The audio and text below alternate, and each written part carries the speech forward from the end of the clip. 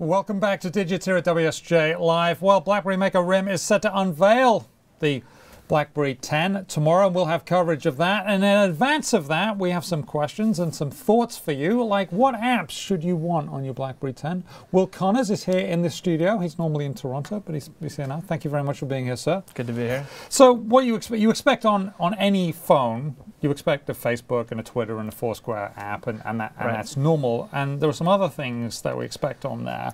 And you've got a lot here, but we're going to concentrate on a few. Okay, well, those four you just mentioned, we should say RIM will be offering on the BlackBerry 10 phones tomorrow, the key social networks. Yeah. But I think what a lot of users are also going to be wanting to see is whether or not the BlackBerry 10 phones have things like Skype, Spotify, Google Maps, Instagram.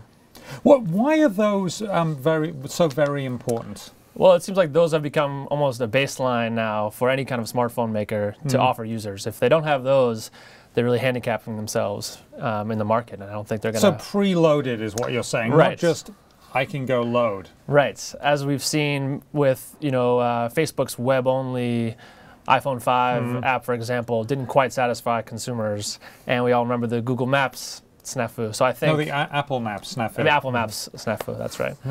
So I think for BlackBerry 10 to have a shot competing with iPhones and Samsung phones, it's going to have a lot of these really popular apps ready at launch. Ready at launch are not good enough. Now, one thing I know about apps is they come and they go, and some are hits, and then some are hits for a long time, and some are hits for a little while, and then they go. Why not just let people just say, oh, okay, it's blank. You do what you need to do. Well, RIM doesn't have that luxury anymore. Yeah. They have to. These phones have to be a success relatively quickly for the company to have any real shot.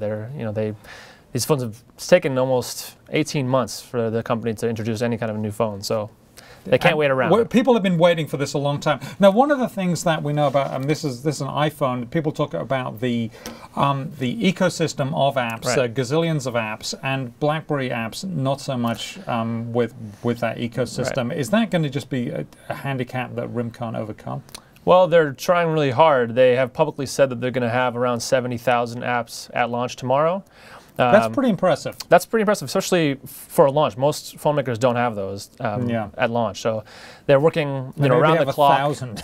Yeah, but their chief outreach team for application developers have been flying around the world for the last 6-8 months, nonstop, trying to convince developers to build apps for the phones.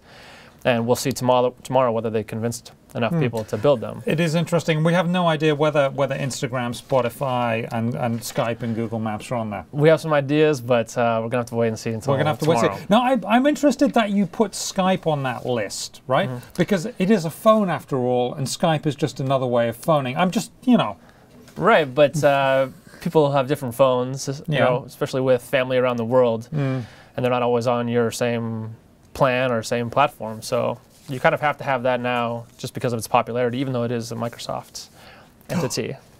Shock horror. Thank you very much. Always a pleasure. Will Connors.